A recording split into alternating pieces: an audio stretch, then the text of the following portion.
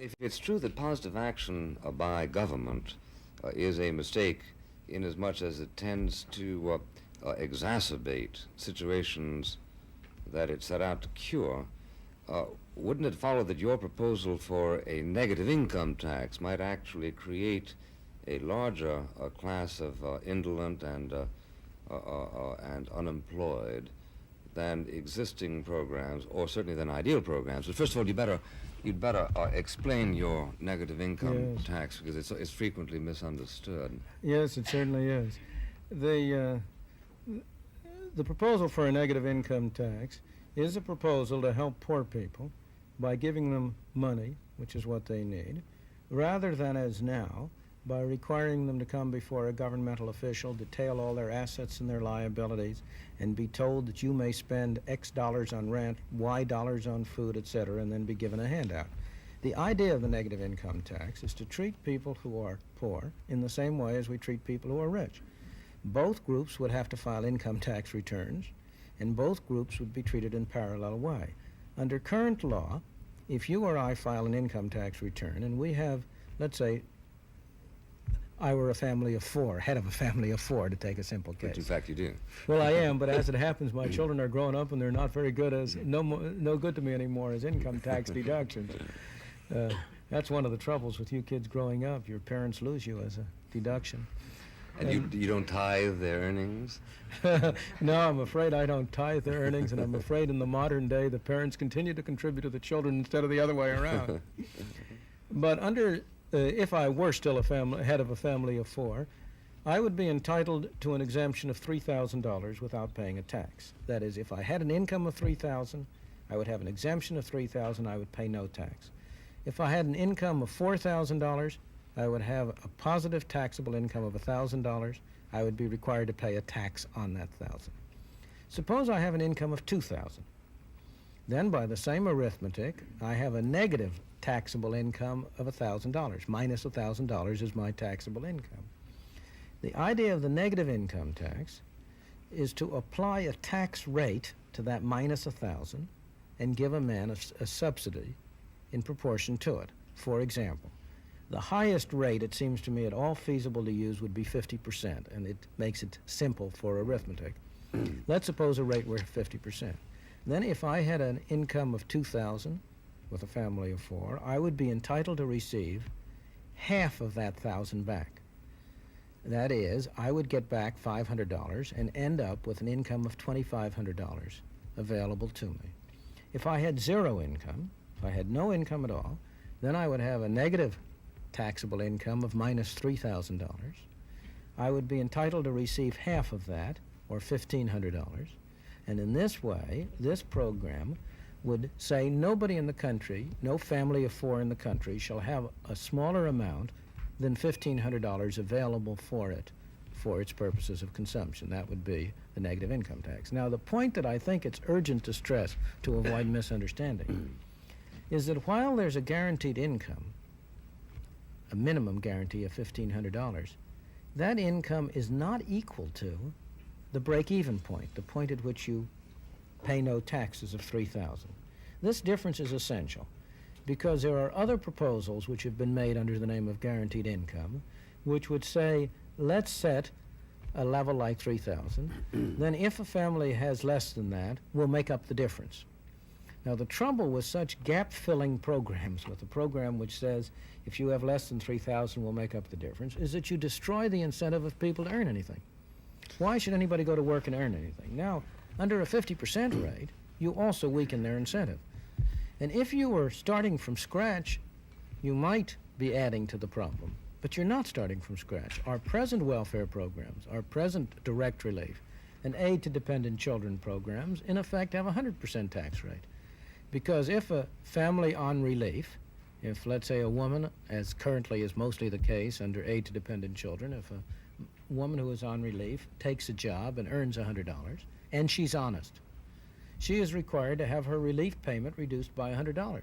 That's one of the ways in which we've been producing poor people. Yes, but it would be easy enough to modify that system without invoking your revolutionary substitute. Not at wouldn't it? all. Impossible. How? Well, you say because it's politically difficult. No. Never mind the political difficulty. How would you modify it? Well, presumably by permitting her to keep one half of that Yes, $100. but then look at what happens. Let's suppose you go that route. Now I have two people, both of whom are working at the same job, both of whom have the same wage, but one of them, before he had that job or she had that job, was on relief, and the other was not. The person on relief ends up with a higher income than the person who was not. Under the existing system. Under your plan. Yeah. No, under your plan. If you were in fact I haven't to say, advanced the plan yet. But go ahead. No, under the plan you mentioned. Yeah. Under a plan where you said, well, now 4 people on relief, if they get a job, we'll let them keep half their earnings. The effect of that is to treat people who ought to be treated the same differently. It's thoroughly inequitable, and I think nobody would stand for it very long. The virtue of an income tax arrangement is precisely that it treats everybody the same way. Anybody whose income is $2,000 with a family of 4 gets treated exactly the same way, and there's none of this unfortunate discrimination among people. Well, I see that point, and it certainly is a logical extension of the whole idea of rule by law. But in fact, don't we know from the evidence of our census that the poor really are divided into 2 categories? There are the poor who are victimized by circumstances. Let's say a Negro who leaves the South, arrives in New York, and finds that he is not in command of any negotiable skill, though he is anxious to work. That's one category. But the other category, and it is generally estimated that this would make up for about 50%, are the so-called disorganized poor, the people who are poor because they are completely unmotivated and because there is some sort of a neurotic block that keeps them from acting in the way that if you deal with universals, you would expect them to act. Now, you say, or do you say, that they should be treated alike? What are you going to do with a poor person who, having consumed his $3,000 or whatever it comes up to under the negative income tax, spends all of that on the races, and then turns to the community and says, this is the 2nd of January, and I have consumed my year's income. Now, meanwhile, I have 4 children. Well, in the first place, the negative income tax wouldn't work along those lines. You give them weekly payments.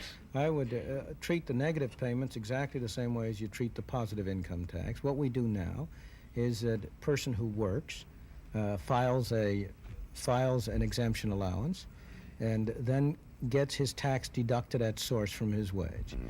In the same way, for a person who works under a negative income tax, he would end up having his wages supplemented if he works, but his earnings are less than the exemption. He would end up getting his negative income tax from with his paycheck the same way, so he'd get it weekly. In the second place, those who do not work, if there are those who are not work, that's the one I'm talking about, are in the same position as those who do not work but have a positive income. They are required to file, you and I are required to file an advance estimate of income and to pay our taxes quarterly. Mm-hmm. Similarly, on the negative side, if you had people with low incomes, they would file an advance estimate of their annual... Such as zero, say, in which case it would be calculated out that they were entitled to receive so many dollars a week or a month, and they would get it in weekly or monthly payments. Now, suppose you did all that. There undoubtedly would still be some people who would dissipate it on booze or on the races. There are now. Is there any doubt whatsoever that people on relief are able to find ways of getting around? I know, you may not be aware that, I don't know how it works in Chicago, but for instance in New York, there are direct payments by some of the welfare agencies to houses, to landlords, and that kind of business. And occasionally it goes so far at the discretion of the caseworker, direct payments to grocers, so that X amount of shredded wheat instead of X amount of pot is delivered. I understand, but you and I understand the free market, and that shredded wheat, once delivered, doesn't have to stay in the home to which it's delivered. Let's not underestimate the ingenuity of the poor people in converting. That's right. In converting what they get from the relief worker to what they want. That's true, but I think... And that's just wasteful. Yeah. They would be far better off if we just gave them the money and let them spend it. No, but it seems to me that some very intelligent critics of your proposal, who are as wedded as you to the same ideals of freedom and so on, do make the point that in a full employment society, when you have people who resist employment because they are undermotivated, precisely what they then need is to be treated not as members of an equal category, but as individuals with individual problems, and that precisely what therefore is needed is the administration of welfare. Well, but let's take that argument. I think there's a great deal to the fact that many people do need this, but it's obvious that under present arrangements they don't get it. The welfare worker today is not really someone who is able. This is why welfare work is such an unattractive occupation, because a welfare worker is not in a position to help the relief recipient. Well, he some is are, a some policeman aren't. and a spy. He has to keep tabs on him to be sure he gets the money Well, right. so is a school teacher. You can say that about a school teacher, but you can Yes, also... I would like to reduce the extent to which the school teachers are public servants and make them bring more competition into schools too. Yeah, but do you consider it a spy in that rather perfidious sense? If you actually look in to find out whether or not, let's say, the 4 babies have been fed in the last 36 hours, or whether they've been inoculated. Yeah. That isn't what I was referring to. Well, was I would rather assume not. thinking I would assume not. But therefore, the kind of spying that goes with caseworking is an act really of patronage, isn't it?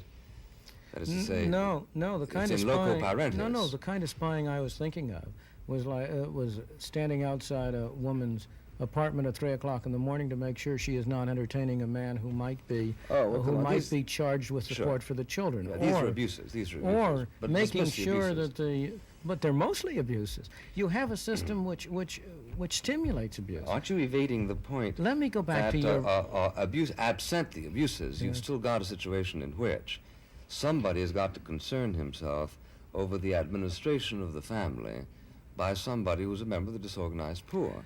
As I say, elementary things like have they had their vaccination? Let me take that. Let me go to that point. As I would say, first, at the present time, we're not doing it. In the second place, for a great large fraction of the people who are being helped, they have every incentive to do it themselves. If we give them the money, we will strengthen their responsibility. Third, under any system, you're going to have hardship cases. You're going to have the special problems. You're going to have the people you talk about. One of the great virtues of the negative income tax, in my opinion, is that by taking off the mass burden of income maintenance, it would make it possible for private charitable organizations to do a useful function of just the kind of thing you're talking about. I don't believe governmental civil servants can perform that function well. I believe the great virtue of private charity has always been that it was able to be individualized, that it was able to go to the particular person. The governmental welfare programs have destroyed private charity. Yes, but then of course, the question arises as a political matter, just as, for instance, you have written that one of the weaknesses of Keynesian fiscal policy is political. You know, it's hard to tax even in times of prosperity. But assuming that one were to launch the Friedman plan, isn't it likely in a democratic politics that you would end up increasing that lower level of guarantee to such a point as, in effect, to preempt the ad hoc supplements that would normally be given by a private and discriminating charity? As you know, in politics, you can't win an election without a candidate. You can't beat a candidate without another candidate. And the situation now is the same. We're comparing alternatives. The question is, of various alternatives, which is more subject to this danger? And it seems to me, experience suggests that our present welfare programs are clearly very much subject to this danger. Look at what's been happening. In a period of unprecedented prosperity and affluence, the number of people on the welfare rolls has been skyrocketing. Why? Because once they get on, we make it almost impossible for them to get off. In order for somebody who gets on to get off, he or she has to be able to have a really good job, because to earn a little bit, get off gradually, now doesn't pay. Under a negative income tax, you would have give the poor people a possibility of getting off gradually. They can earn an extra $100 or an extra $200 and be better off.